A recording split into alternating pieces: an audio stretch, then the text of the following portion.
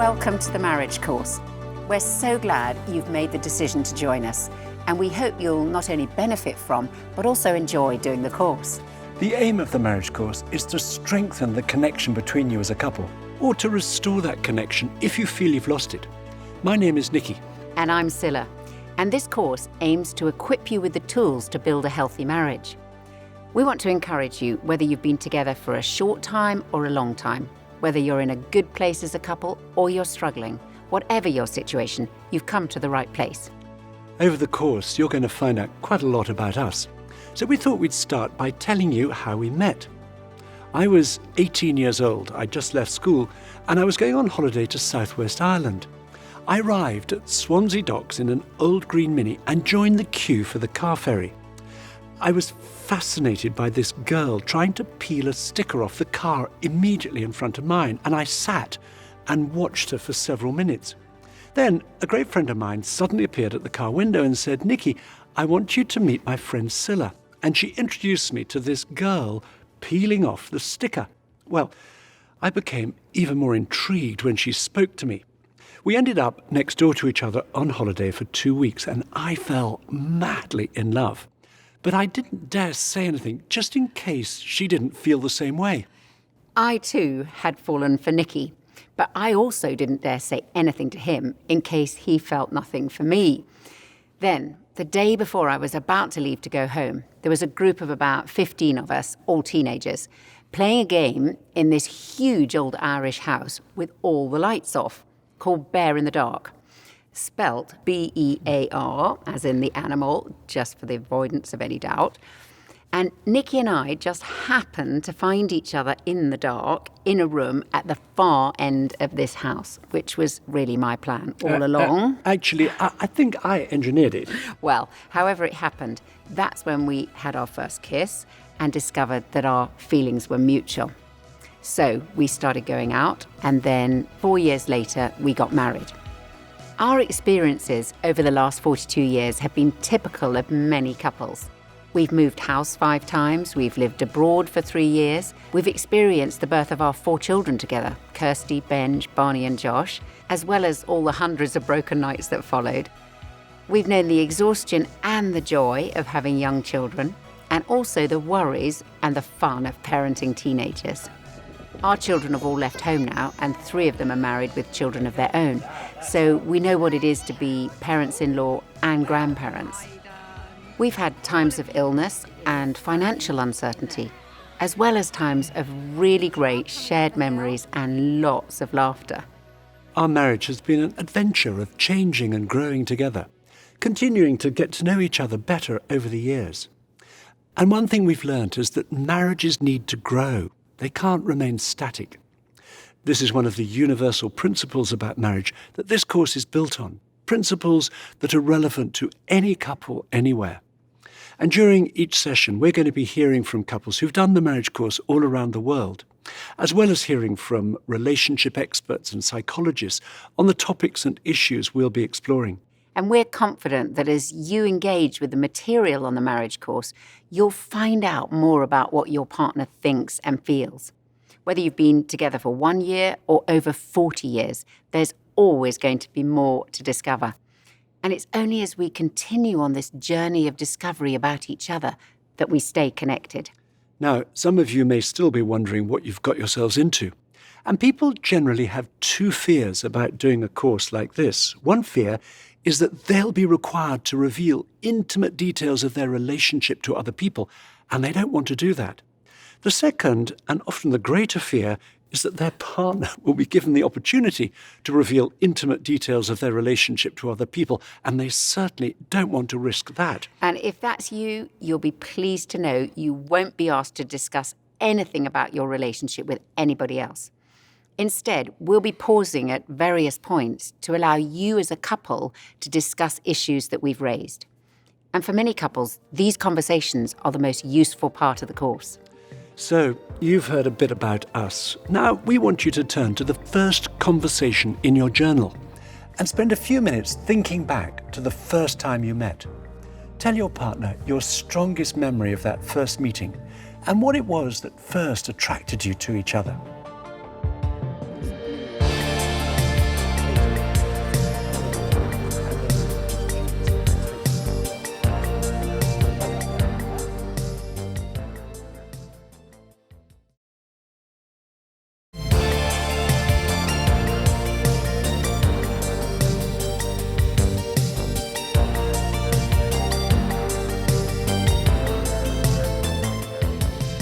The marriage course is very practical. It's designed to equip you with the tools that we all need to create and maintain connection between us. And while from time to time we'll quote from the Bible and occasionally talk personally about the difference our own Christian faith makes to us in our marriage, we're confident you'll find everything relevant to you and your relationship, whether or not you have a Christian faith or indeed any religious faith at all. The course is based on the premise that marriage has the potential to be the closest, most intimate human relationship possible. The Bible uses the image of two people coming together and becoming one. Right at the start of the Bible, in the 2nd chapter, it says, "For this reason, a man will leave his father and mother and be united to his wife, and they'll become one flesh." So, when we get married, our partner becomes our first loyalty. And we're joined together, not just physically, but emotionally, psychologically, and even spiritually. Some people might say, but what about a parent and child? Isn't that closer? After all, a child starts off life physically attached to his or her mother. But the task of parenting is to encourage increasing independence in children, both physically and emotionally.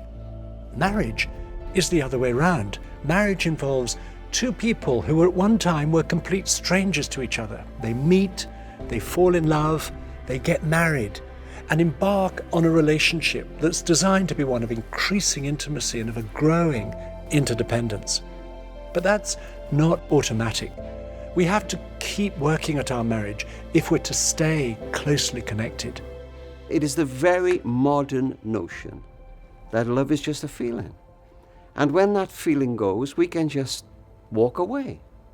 But I know this, unless sometimes you fight to keep love alive, you will bounce from relationship to relationship, always searching for this perfect person that might be out there.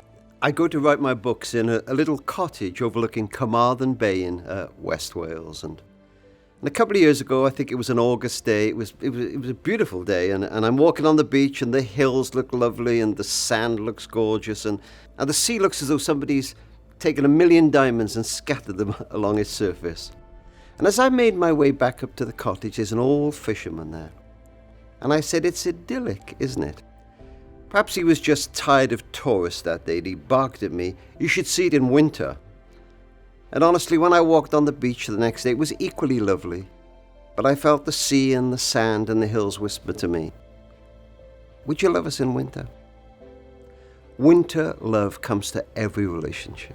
And you know, it's remarkable. I so often meet couples who are about to split up and decide, we're going to try again. And I meet them 5-10 years down the road, and they are more in love than they ever thought possible. And they look back and say, how could we have thought of even splitting?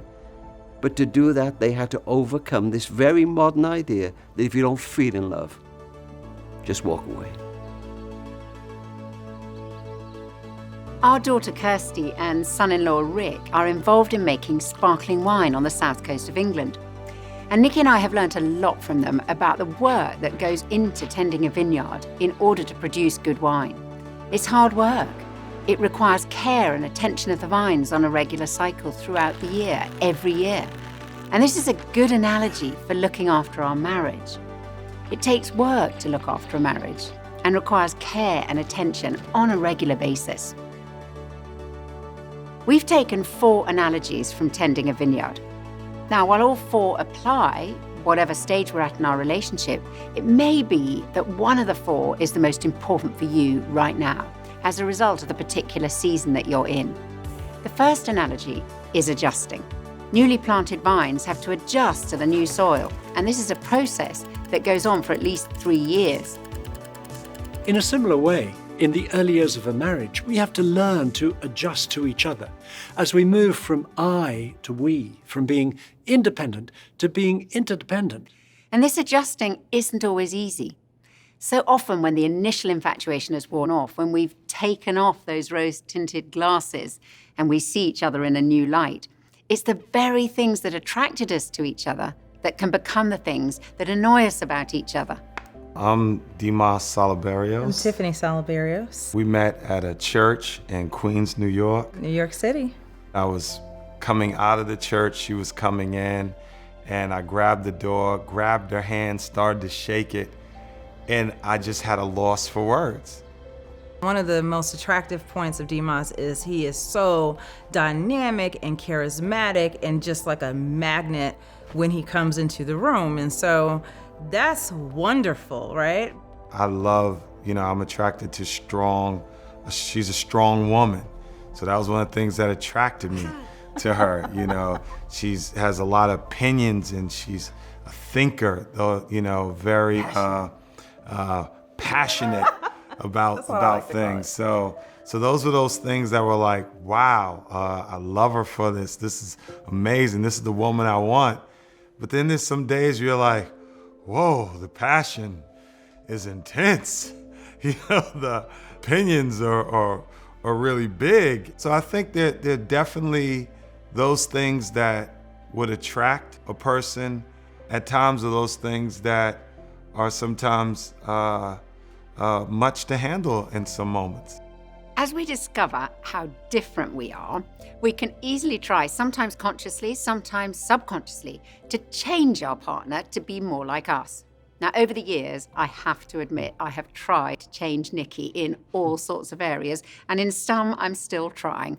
For example, I am still trying to get him to allow more time to catch a train or a plane, and to get him to wear any other coloured sweater than blue, and also to try to stop him cleaning his shoes when we're about to leave the house to go somewhere.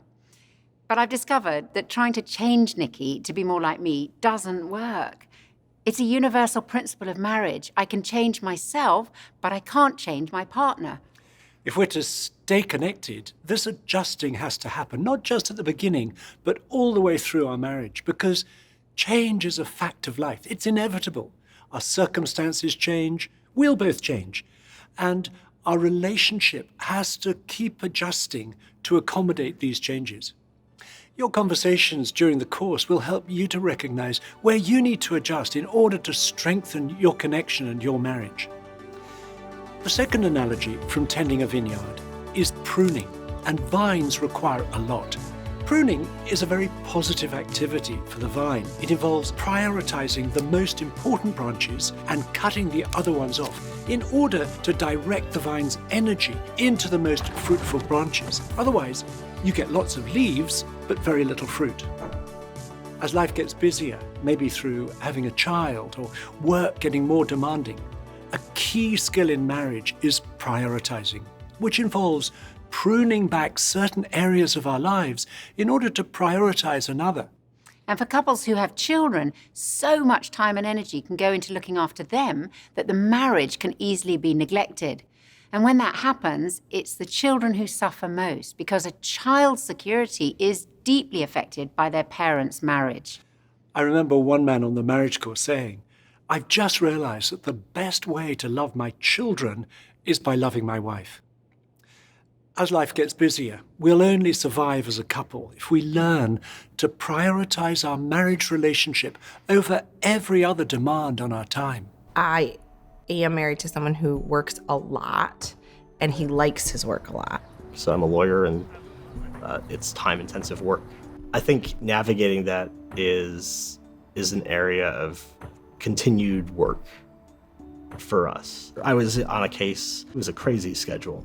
We were trying to meet a deadline by, and I remember quite clearly she reached out by phone to say, "Do you have time to talk to me?" And I said, "No, I don't." And then she tried to call, and I picked up just to answer and say, "No, I can't talk right now." And then I almost hung up the phone on her. I really felt quite abandoned because you have planned on someone leaving, but you don't plan on them not having time to even take a phone call. I really need to plan in advance and realize that just because I have responsibilities at work doesn't mean my responsibilities to my wife and to my family fade away into the background and are no longer there. Anytime that we have gotten too much into thinking we're doing this as individuals and not as a team or as a unit, that's when we have felt pretty isolated.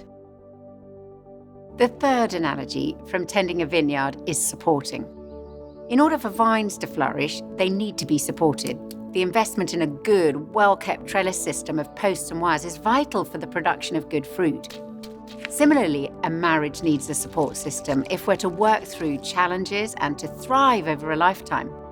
A marriage can't survive in isolation. This support network may include friends and family, or support may come from an older married couple whom we watch and learn from. But as well as having support from others, it's essential that we support each other. We'll all face some big challenges along the way. Maybe a serious illness, maybe financial or job insecurity, perhaps facing infertility, or adjusting to the empty nest, or looking after an elderly parent, to name a few. Personally, I found the change from parenting young children to parenting teenagers pretty challenging. Parenting teenagers didn't come so naturally to me as it did to Nicky, and I really needed his help, not to over-worry or over-control them, to listen to them and to give them space to grow in their independence. And Nicky's support made a massive difference during those years. If we try to deal with our fears and challenges on our own, we lose connection with each other and can start to feel lonely within our marriage. Whereas, when we support each other, the very challenges we face can draw us closer together. So I'm Pam, and this is Neil. Yeah. And we met when we were 20. We did, so that's 29 years ago. And we met in a little place in the east coast of Fife in Scotland. Yeah, I think the biggest challenge that we faced is we kind of both came into marriage and we thought we would have a family, and that has not happened for us. And as a woman, you're kind of, you know, there's this inbuilt thing about, you know, being a mum, having a baby. But I think the fundamental thing was about loss of that dream. We've had to walk through that together. I had maybe expectations that I would maybe take when I have one of my children to get married, and I would take my daughter down the aisle, or, you know, maybe a son's graduation or something. Somebody gave a very helpful piece of advice to me when I was kind of pouring out my heart about this one day, and they said, you know, it's not just your arms, Pam, that are empty, it's Neil's arms as well. And again, just that focus off myself onto the other, I think was really helpful. There was a whole piece where I had to really kind of go deep in myself to really support her, because I was about to kind of lose it at times as well. And so it really brought us together, closer together. And my learning about Neil would be that he was there, and he was completely dependable and strong in that. Although he had his own moments of vulnerability, I think you were definitely strong when I needed you to be strong. I think we had to really keep our communication open with one another, because it would be very easy to get into not sharing and withholding or blaming. I think it definitely did make us stronger. Yeah. We want you to turn in your journals to the next conversation, working through challenges, and talk about those that you've worked through together in the past. And then, when you've done that, identify the main challenge either or both of you are facing currently. And ask your partner, in what ways could I support you in working through this challenge?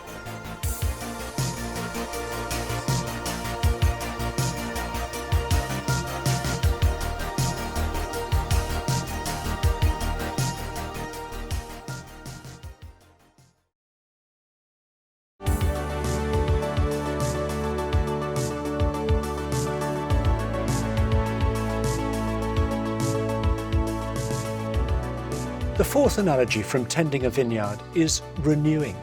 At the end of the growing season, when the vine is reduced to a stem and a few bare branches, to an uninformed eye, it looks like there's not a lot going on until the buds appear in the spring. But that's not the case. This is a vital time when the vine is putting its energy into extending its roots deeper into the soil. The vine is resting while its roots are fed with compost in order to renew strength and produce a good crop next year. We all need times of renewing in our marriage. People sometimes think that the longer we're married, the more that the love and the sparkle between us will decline. But that's not true. As vines mature, they continue to produce fruit and great wine decade after decade if they're well tended and the roots are fed. It's the same in a marriage. Renewing means continually taking care of our relationship, particularly when we reach a new season of marriage. Renewing involves being prepared to talk about our own individual needs and desires, sharing with our partner our hopes for our future together. Renewing means slowing down for long enough to decide on changes we'd like to make, possibly stopping certain activities in order to have more time together, or starting something new, perhaps deciding to create a new pattern in our day or our week or our year that will strengthen or restore the connection between us. And if you're struggling in your marriage, we want to encourage you that reconnecting is possible. When things are difficult, it can seem like there's an invisible wall that is built up between us, usually made up of small things, moments of hurt and misunderstanding that have built one on top of the other. However, we've seen when couples have tended their relationship, things have changed dramatically, and they go on to experience a new connection and intimacy. There was a time in our marriage where we did start to grow apart, and we ended up spending about 8 months separate. And it was like building a wall because we stopped communicating. And each time a jibe or a dig or a sarcastic joke at the other's expense got made, it was like another brick in the wall, until eventually the wall was too high and we couldn't even peer over it, much less see each other at the other side of it. And how we dismantled that wall was through communication and realising that we really loved each other and we really wanted the marriage to work. And we had to be humble, we had to own our faults and take responsibility. And together we managed to, brick by brick, dismantle the wall until we could really see each other again. I think for me, I had to understand that I wanted the marriage to work, but that meant something had to change, whether it's our attitudes to each other. I think we had to establish trust between us to start with, and then start to communicate and court again, and have a laugh again, and build it back up again nice and slowly. Yeah, the laughter had gone, and we started to laugh again. This next conversation is an opportunity to review your relationship, and we'd encourage you to be honest. The purpose is to give you a snapshot of your relationship now, to affirm what's good and to discuss what's not working so well. And don't use this as an opportunity to attack your partner. Rather, as you stand back and see some of the trends in your relationship, look at what you could do differently for the sake of your marriage. So please turn to reviewing your connection in your journal. Put a number in the box beside each of the 20 statements. 0 if that statement is never true, 1 if it's rarely true, and so on. Then turn over and follow the instructions. Each of you do it on your own. And when you've finished, show each other and discuss what you've put. This is a longer conversation, so we're going to give you 30 minutes. And don't worry, if you have low scores, they could change rapidly, even after this session. What is good?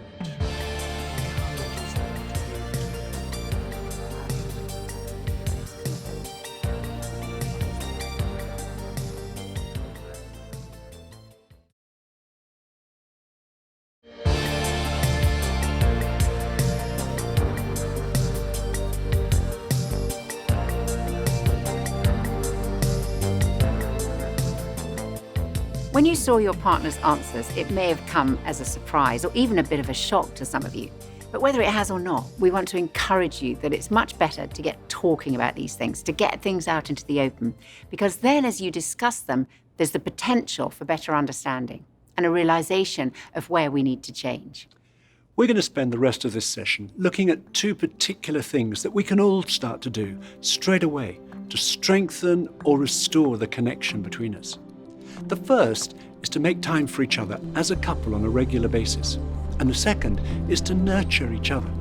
Making time for the people that matter most in our lives doesn't just happen. It requires a conscious decision to make it happen. We can so easily say, we'll have some quality time next week or next month when life isn't so busy. But then, when we get there, we find we're just as busy. It's amazing that we can fit in time for any number of emergencies at work, but then not make time for our partner. Depriving a marriage of quality time together is a bit like depriving a plant of water. Some plants survive longer than others, but eventually, without water, every plant will wither and die. If a relationship is to thrive and to keep growing, we must have regular quality time alone together. This does several things. It keeps the fun, friendship, and romance alive. It deepens our appreciation, our understanding of one another. And it gives us the opportunity to communicate regularly at a meaningful level. And it took us a while, but eventually Nikki and I realized that if we were to have this kind of time together, we had to organize it. And that has meant putting aside time to do something enjoyable together once a week. Now, we call this our date night, and we'll refer to this a lot during the course, although sometimes we have it at lunchtime or over breakfast. And we'd say it's probably the single most significant thing that we have sought to do over the years to keep our love alive and our marriage growing. Date night for us is a fun time when we're relaxing and doing something different to our normal routine. And it always involves some sort of a meal. Sometimes we make it an evening together at home. We cook a nice dinner, we put candles on the table and put on some music. Or we might decide to watch a film or a TV program together we both enjoy. When our children were little, it was after they were in bed. When they were teenagers, we banished them to their rooms. And sometimes we'll go out for a meal, or we might go to the cinema or do something else that we both enjoy doing, such as going for a walk somewhere nice, playing tennis or some other sport, taking a picnic to the park in the summer, going for a bike ride or going to an exhibition. The important thing has been not to set the bar too high. It doesn't need to be expensive. I remember one time we went and just got coffee. I like a nice meal out, but then again, I'm married to the budgeter. Nice meal coffee. Yeah, nice meal coffee. It's kind of true. It reminds us of who we were before we got married and why we were attracted to each other in the first place. It really has made all the difference for us. It just being different to the normal nights. Doing really easy food or ordering in, or you cooking, that's not happened. Yeah, it doesn't happen. We do what we call marriage time every week. So we go out and have coffee and just spend our time talking. There's a beautiful thing here in Mexico called Pueblo Mágicos, which is like magic towns. Magic towns. We love that, doing that together. Our son has showed us how to do Netflix, so our world is expanding. We made it a point every Monday. Everybody knew on that day, Maki and Princey are out, nobody could connect with them. We have had some date night fails, but even a date night fail is a win. Valentine's Day was go see this movie. And it was a horror film, and basically we lasted about 10 minutes. Well, I couldn't handle it, let alone harrowed. It was terrible, but we're still talking about it. Yeah. A memorable date night for me was when Nikki organised a surprise trip to Shakespeare's Globe Theatre to see Romeo and Juliet. Now, I love surprises, but when we got there, I found out that he had booked the standing tickets, the cheapest ones on offer, which means you literally have to stand there for the entire performance. And Romeo and Juliet, much as I love it, is a long play. We ended up standing in the open air for over 4 hours straight. I discovered when we got there that if I just paid a little bit more, we could have had a bench to sit on undercover. And he'd also made a really delicious picnic, which we had to eat sitting on the concrete floor so as not to lose our place near the stage. However, it was a very memorable evening, and I loved it. And I really enjoyed it too. So our own experience has been that investing in this weekly date protects our marriage from becoming dull, boring, and routine. It stops us from taking our relationship for granted and helps us to stay connected. It's a very simple concept, but it has a very powerful impact.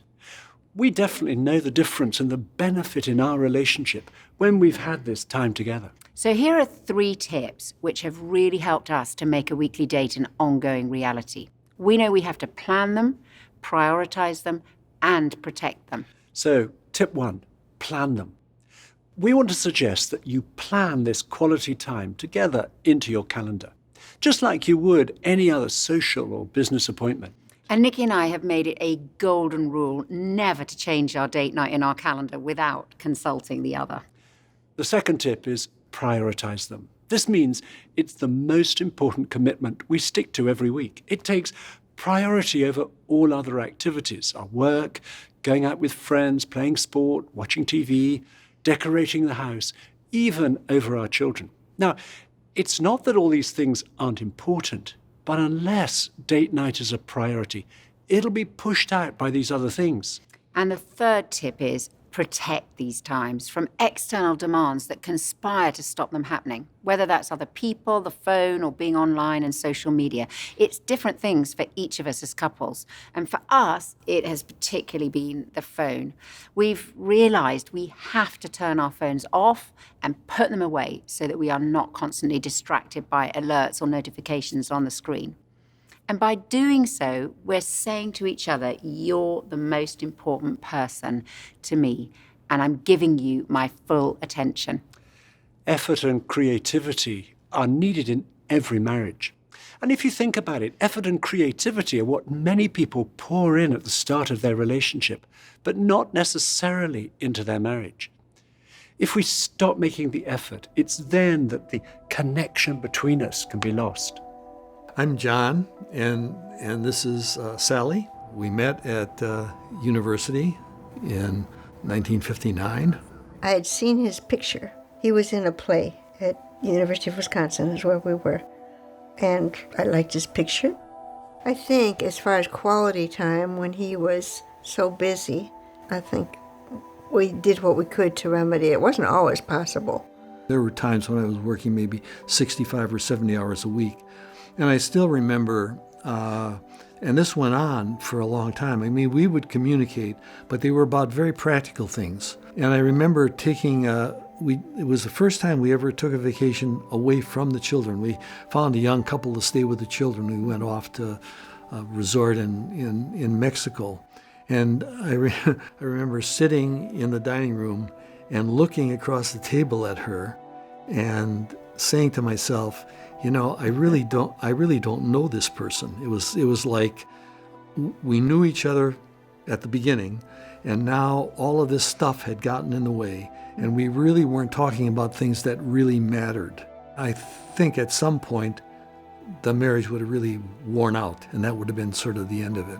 I don't remember that time as significantly as you do, but I'm glad it happened. I didn't know it was that significant.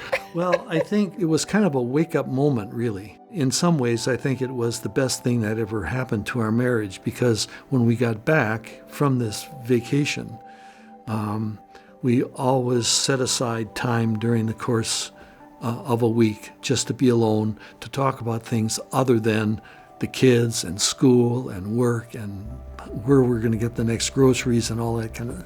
And I often thought, you know, what would have happened had we not had that moment, you know, and that realization. It was really an amazing time, really. The next conversation in your journal is special times together. We want you to tell each other what have been the most special times you've shared together as a couple.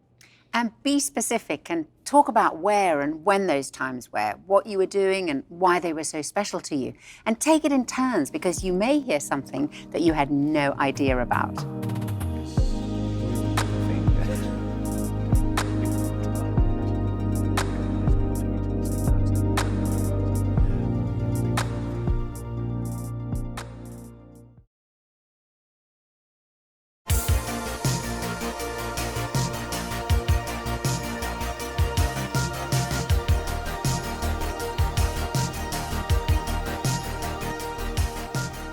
The second way to strengthen or restore the connection between you, something that you can start right now, is to nurture each other. Nurturing each other involves seeking to meet each other's emotional needs, such as for affection, encouragement, support, comfort, and so on. And this creates emotional connection between us. We all have a longing to be known and to be loved by another person. It's as though there's an empty space inside us that needs to be filled up with another person's love and attention. When that space is empty, we feel lonely or alone. A new kitchen, promotion at work, or a holiday in the Caribbean won't fill up that space. And that's because we're made for close relationships. And that's why, when we fall in love, that space inside us is filled up. The first two chapters of the Bible give a fascinating account of how we're made for relationships. After God's repeated refrain in chapter 1 about creation, it is good, suddenly, in chapter 2, God says, it is not good for the man to be alone. Then, when God creates Eve and presents her to Adam, he bursts out spontaneously with the words, "This at last is bone of my bones and flesh of my flesh." Here is someone like him, someone who understands him, someone to whom he can relate and to whom he's strongly attracted. And that space inside Adam is filled right up. And when we're known intimately, when we're loved by another, we are no longer alone. However, we have to maintain our sense of togetherness. When the initial infatuation wears off, we can start to feel alone, to feel lonely again. And the way to keep filling this space inside is by recognizing and meeting each other's emotional needs. We need to reach for other people and how other people respond all our lives. The attachment theory of childhood relates to marriage in that it basically tells us what our vulnerabilities and our needs are, and that these vulnerabilities and needs continue into adulthood. And it tells us about the basic drama that plays out in love relationships. The consequences of a couple not being able to recognize each other's emotional needs is that they are going to get more and more disconnected from each other. And as we understand from all our research over the years, the key issue in marriages falling apart is not conflict. Everybody has conflict. Everybody's got differences. The key issue is emotional disconnection. It's aloneness that destroys marriages. It drives people insane to be in a relationship where all their longings for connection are turned on, where they expect some sort of closeness, and to have that other person just out of reach. And these needs are not complicated. That's the fascinating thing, they're not. But they are emotional. And you do have to deal with them on an emotional level. There are two ways we can act in marriage. We can either be reactive or proactive. Being reactive is when we focus on each other's shortcomings, on what irritates us about our partner's behavior. And that pushes us apart. We lose connection. Being proactive is when we focus on our partner's needs. And that draws us together because then we both feel loved. And when we feel loved, we feel like loving. Being proactive builds connection. And we learned a lot about meeting emotional needs from a couple called David and Teresa Ferguson. I remember David describing a fundamental change in their marriage. For the first 15 years, I focused on Teresa's faults and my needs. For the last 15 years, I have focused on my faults and Teresa's needs, and our marriage has been transformed. We all have these emotional needs, but usually our needs will not be the same as our partners. And to nurture our husband or wife effectively, we must discover what matters most to them. 我们来自北京，已经结婚15年了，我们有2个孩子。我们在过去的时候我真的不是一个很会聆听和回应他的一个这样的人，所以每一次他在分享一些事情，分享完以后我都会很困扰，我不知道该怎样去回应他。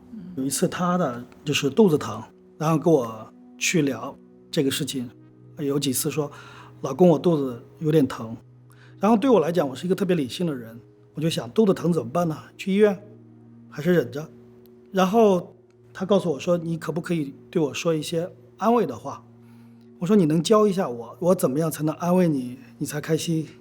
然后他就特别生气，说你连安慰都不会。我才发现原来倾听别人回应别人是一个非常简单的事情，所以我就开始去重复他的话，肯定他的感受，再询问他你有什么样的帮助。然后他就很受安慰，他说就是这样的，你这样说我就能得到很多被理解，你就进入到我的内心的世界里面。然后呢，我就其实也用这个方法来表达我的感受，他也非常吃惊。我觉得原来不是我一个人这样，其实他也把自己封闭在他的情感世界里面。我们在那个时刻就感觉到我们俩的心走在一起了。With emotional needs, we can easily miss the ones that are most important to our partner, or we may give what we most want to receive. And trying to love in the wrong way can lead to frustration and irritation instead of feeling loved. It's like trying to fill a glass, but misjudging where it is. Our efforts will be wasted. And that's what happens when we don't know each other's needs. And our needs will change over time. What was most important when we were going out or when we were first married may be different now. And we can't assume that our partner automatically knows our desires. We must tell each other. We want you to have a conversation now where you're going to find out how well you know each other's needs. And you'll see in your journals, it's called Knowing Me, Knowing You. So, look at the list of 16 needs or desires. And in column A, put the 3 that are most important for you in order of importance. There's some overlap between them, so choose the 3 that best express your desires. Then, in column B, guess which 3 are most important to your husband or wife in order of importance. Now, do this without looking at what the other has put, and when you've both finished, compare what you've each put.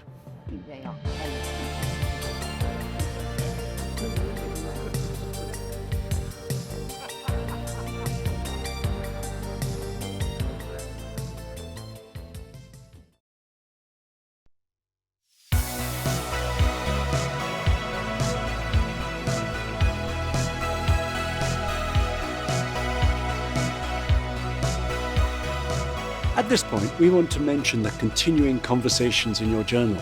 Following this session, there are 2 topics. The first is about how you create a balance of time together as a couple and time apart from each other. The second is about how you can meet each other's emotional needs in practice. And we recommend that you set aside some time before the next session to look at those questions together, as it'll reinforce these 2 ways of strengthening your connection. And to close each session, we're going to say a short prayer for you. So do please stay just as you are while we pray.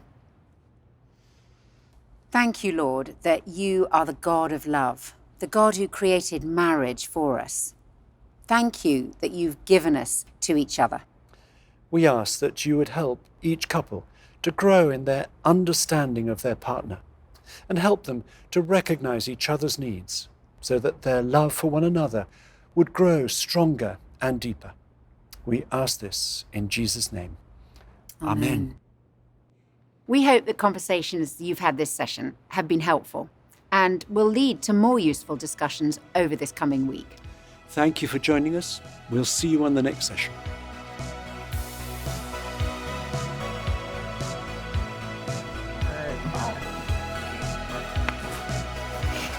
No. What was the question again, Joan? That's this. Yeah, I didn't know where And to I look. feel truly loved. What was the question? Well, can you tell me the initial question Say again? what you said again. So look at Joe's eyes or the camera. I know. Yeah, I'm just. These people are looking at us now. They're like, we know way more about them than we ever wanted to.